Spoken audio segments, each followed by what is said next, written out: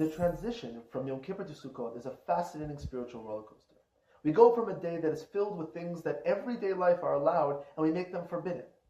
That's Yom Kippur. Yom Kippur is a day we're eating and drinking. Things that we do all the time are once a year are forbidden for us to do. We can't wash ourselves. We can't use ointments. Everything in normal life is not allowed. And we then move to a day, 4 days later, a day where everything that we do in normal day life turns like that into a mitzvah.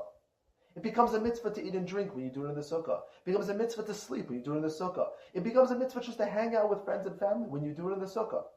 On Yom Kippur, everything about everyday life becomes forbidden, while everything from everyday life on Sukkot becomes elevated to the status of a mitzvah.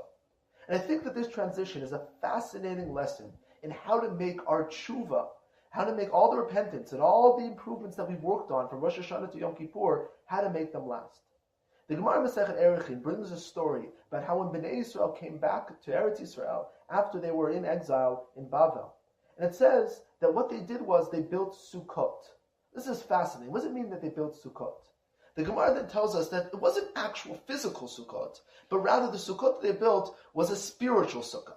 The Sukkah was that they prayed to Hashem that the Yetzer Hara, the evil inclination for Avodah Zarah, will be abolished. Now, why did they pray that the evil inclination for Avodah Zarah, for idol worship, will be abolished? Why is that what's on their mind? Now, it's actually quite simple. The reason why they were kicked out of the land in the first time, why the first Beis HaMikdash was destroyed, was because they worshipped idols. So obviously when they came back, they have now been redeemed.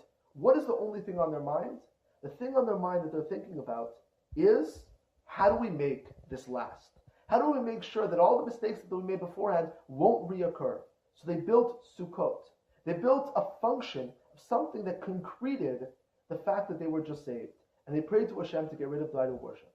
Sukkah, throughout Tanakh, and there's many places we can see this, Sukkah represents the fact that we are not just saved, but rather that we are being sustained.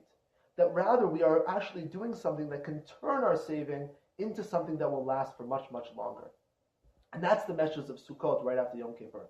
On Yom Kippur, we are inspired by elevating ourselves to the level of angels. But that's not everyday life. That's inspiration. What Sukkot does is it takes that elevation and it turns into everyday life.